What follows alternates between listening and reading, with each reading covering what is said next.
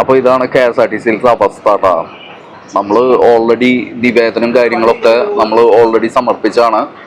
Collector, mayor ഇവർക്കൊക്കെ നിവേദനം സമർപ്പിച്ചാണ് ഇവിടെ വെള്ളം കെട്ടിക്കെടുക്കുന്നുണ്ടെന്നുള്ളത്.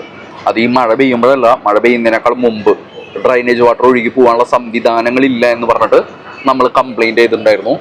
ഇപ്പോഴും യാതൊരു മാറ്റവും ഇല്ലാതെ KSRTC തുടർന്നുകൊണ്ടിരിക്കുകയാണ്.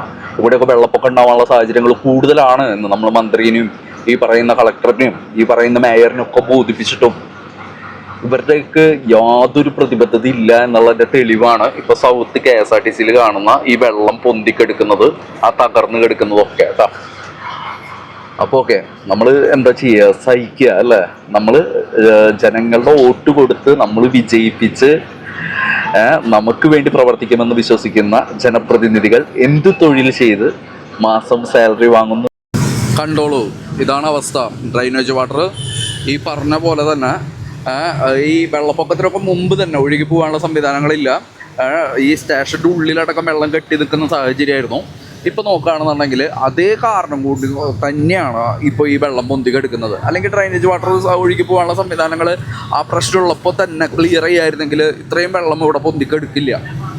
യാഥാർത്ഥ്യത്തിൽ ഇവിടെ ഒരു വെള്ളപ്പൊക്കം ഉണ്ടാകുന്നുണ്ടെങ്കിലും ഇതും ഒരു കാരണമാണ്.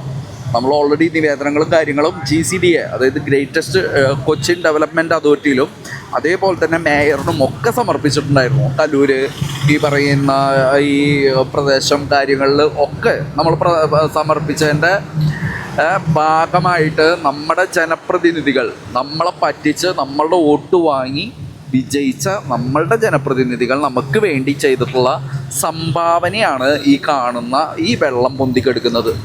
സ്റ്റേഷൻ്റെ ഉള്ളിൽ വെള്ളത്തിലല്ലാതെ നടക്കാൻ പറ്റാത്ത അവസ്ഥ. അന്ന് ആ ഡ്രൈനേജ് സംവിധാനങ്ങളും കാര്യങ്ങളും ക്ലിയർ ചെയ്ത് അതിനുള്ള ടെക്നിക്കലായിട്ടുള്ള കാര്യങ്ങളൊക്കെ ഓക്കെ ആക്കായിരുന്നെങ്കിൽ ജനം ഈ ദുരിതം അനുഭവിക്കേണ്ടി വരും ഇല്ല.